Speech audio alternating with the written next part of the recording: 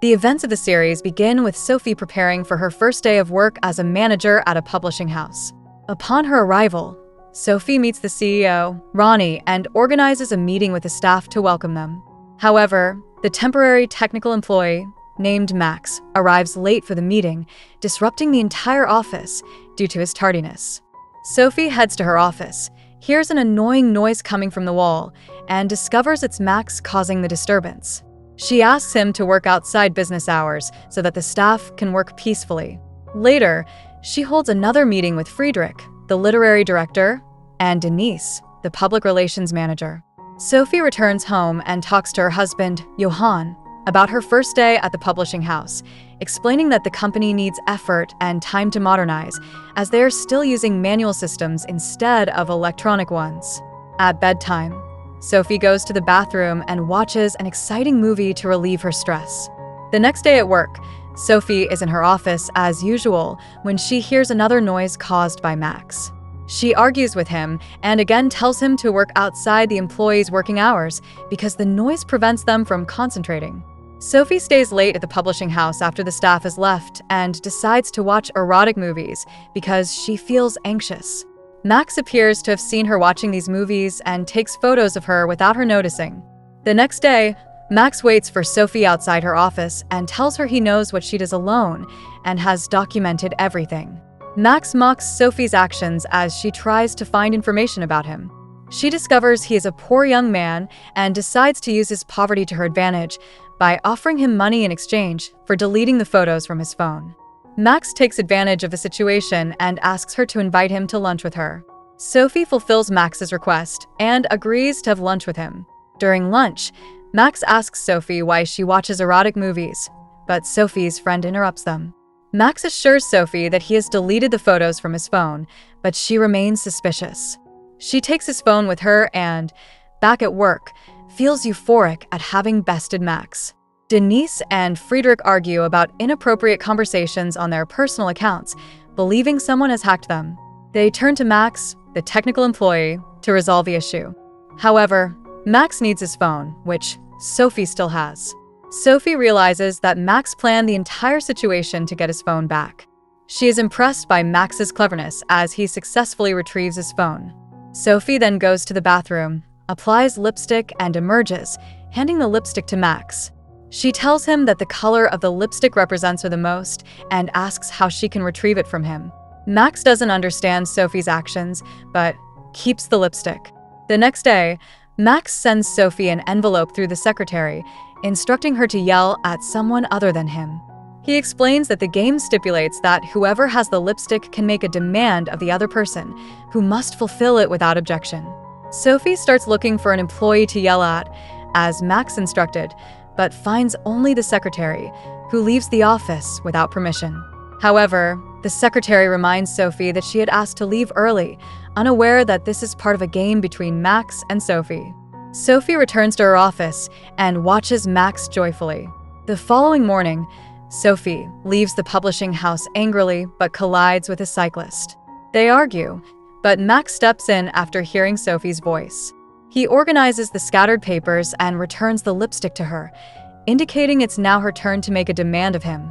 That night, Sophie and her husband Johann attend a party, but she feels uncomfortable, especially as Johann belittles her in front of his friends. Sophie turns to Max to relieve her stress, initiating her game with him. She messages him, asking him to deliberately create chaos and noise during the next day's meeting at the publishing house. The following day, the employees are surprised when cleaning staff arrive before the meeting ends because Max lied to them, saying Sophie had invited them for coffee as a token of appreciation. Thus, Max fulfills Sophie's request. Max meets Sophie in her office and takes her lipstick as a signal that it's now his turn to make a demand. That evening, Max messages Sophie, asking her to come to work early dressed like a 90s pop singer. Sophie complies, surprising all the staff with her eccentric outfit. Except for Max, Sophie thanks Max for succeeding in his task and returns the lipstick, but Max kisses her on the street out of joy for his success. The next day, Sophie visits her daughter Isabella's school and meets the teacher, who says Isabella excels academically but is introverted and has interests different from her peers. The teacher asks Sophie to address the issue with her daughter. In the days leading up to the book fair, Sophie notices that her room is across from Max's.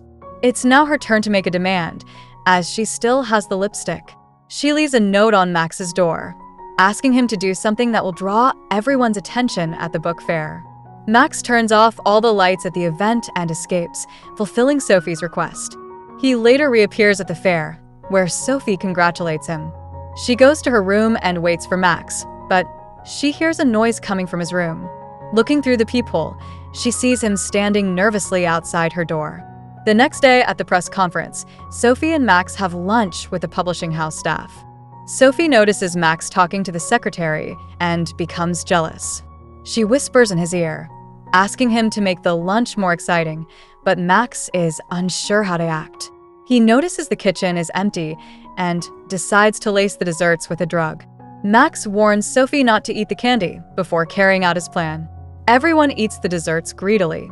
During the press conference, Friedrich and Denise argue, and the entire staff becomes unconscious from the drug, except for Sophie and Max.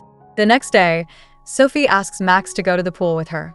They enjoy their time together, return to the hotel, and make love for the first time. After the book fair, the staff returns to the publishing house. However, Max doesn't see Sophie and learns she's been working from home for 3 weeks. Feeling distraught, he tries contacting her, but she doesn't respond. Max visits Sophie at her home and confronts her about ignoring him. Sophie admits their relationship was wrong but feels weak in his presence and starts a new relationship with him. Suddenly, Johan arrives home and notices Max's presence. Sophie lies, saying Max came to fix the dishwasher. Max pretends to repair it but gets angry and leaves, deciding not to speak to Sophie again. The next day, Sophie goes to the publishing house, apologizes to Max, and he forgives her. He invites her to his shared home, where they spend the day together. Max reveals that his mother doesn't like him because she sees him as a playboy. The following morning, Sophie returns to work. The secretary notices her growing closeness to Max and warns him that she could report Sophie for abusing her position to get close to younger men. Max ignores her comments and waits for an opportunity to talk to Sophie. She offers him the lipstick in exchange for visiting his mother and spending her birthday with her. Max agrees. Back home, Sophie prepares cookies for her daughter, Isabella, but Johan mocks her, as usual.